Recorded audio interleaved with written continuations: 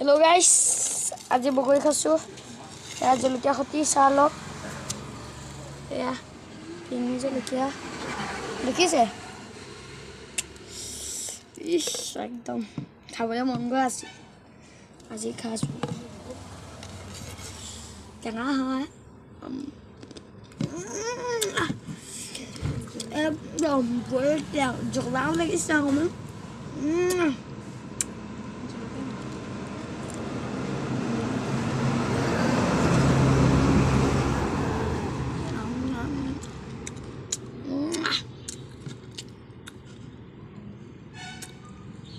একদম মস্তি লাগিছে।